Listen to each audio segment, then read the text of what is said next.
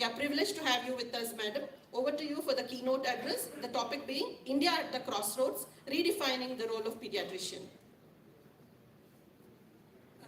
Thank you so much. It's indeed a pleasure and honor to be here today amongst such senior dignitaries who are on the stage. That the stage has really become very heavy, as you can see, but I think it is my responsibility to at least take in the names of three presidents who are sitting on the stage. That is President-elect Dr. Singaravelu and Dr. Santosh Shone and Basav Raju. There was a lot to learn from you all in my journey in IAP, and if anybody interviews me, definitely I am going to talk of you two who really played a role in the leadership, and it wouldn't have been possible without the kind invite of Raghunath and Sunil, who's the secretary, as well as the president-elect Sharad, Raghu, Purnima, Adarsh, and Mir. Thank you so much, and Ravi is someone who's been very close and very happy to see that you've taken up. And I would like to thank Somashekar for giving this idea what I would like to talk, and it was just decided yesterday, if I'm not mistaken. And I thought that I should talk about this. India at the crossroads, what redefining that is, the role of a pediatrician today. What I'm just trying to highlight is in the last decade and a half or 2 decades nearly, if I start from 2014, you can see we have done stupendous work, as was highlighted by Karthik, in the neonatology, whether it is under 5 mortality, IMR, we did. And we did a great thing when it came to vaccination because we could manage to ensure that we are close to 90% coverage in vaccinations. And that is also a very stupendous achievement that we've had in this. But we would have gone probably a little higher, but the COVID had given us a little dip. But what I want to highlight and bring to your notice is that sadly, what did we do about this? If you see the statistics of stunting, we are still from 45 to 35, wasting, we are around 19, and underweight, we are still 32%. And when I talk about anemia, it's been a disgrace because we rather moved from 58 to 67%. So this was what I was trying to highlight, that are the focus of the pediatricians in the last couple of decades. I mean, 13th Bangalore Pedicon, and I'm sure you yourself can see what a beautiful change in the title the Bangalore Pedicon has moved because they always talked about clinical, and this time they want to talk about bedside to bites and talking about AI and the future. So that's really the need of the day. So we've been talking about management of diseases, infections, etc., vaccination, hygiene issues, resuscitation, and we brought in a tremendous decrease in diarrhea, pneumonias, and the fire sector. But what is India today? India today is, why I say at the crossroad is, while we are still having infection, so it's not that I can say that I don't need to talk about pneumonias or diarrheas or TB or viral hepatitis, it is still there. But with that, I've actually moved in over to, instead of viral hepatitis, we see fatty liver disease in children as the commonest liver disease. So MASLD, that has come. Then the kidney thing, what we used to see nephrotics, and now we are talking a lot about hypertension, obesity, the chronic renal disease, and the huge increase in the mental health issues. While we are just talking about that, suddenly we get another focus where we have to talk about one of the worst countries probably in the world, especially when it comes to Delhi NCR where I am, when it talks about pollution.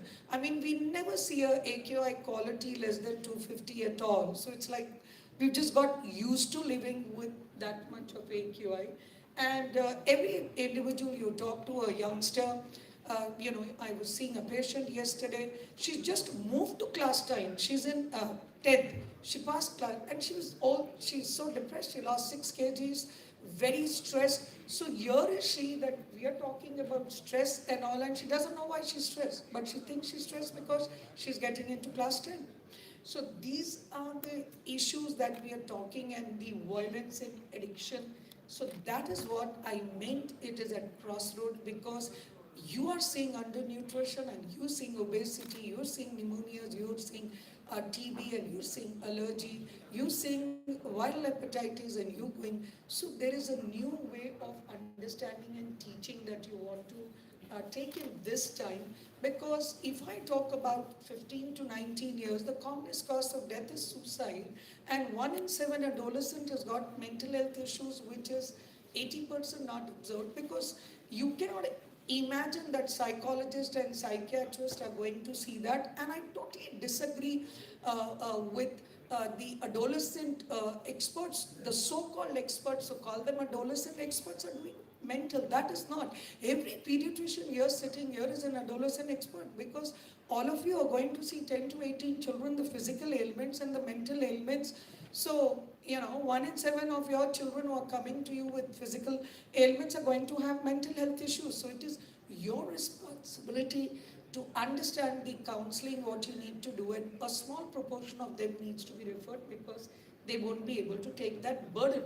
And the time, the digital time in India is 4 hours per day in children, which is nowhere in the world. We've much beaten the global statistics, which is 2 to 3 hours.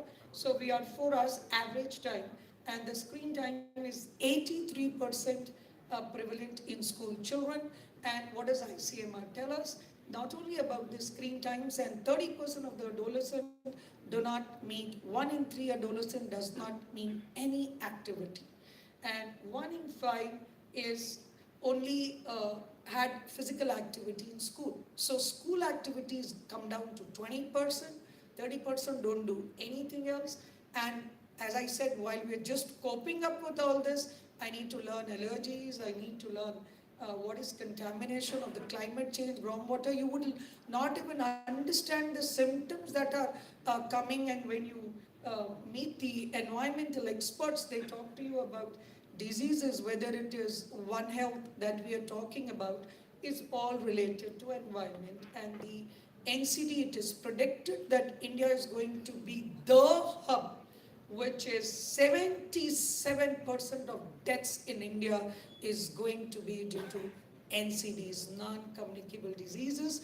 And if more than 1 in 3, 50% of the adults now have fatty liver disease, and 30% of them, or 40, will end up with a liver transplant. We don't do now transplants more for hepatitis B, C, etc. The 2 common causes of transplant in adults are fatty liver disease, and the next is alcoholic liver disease.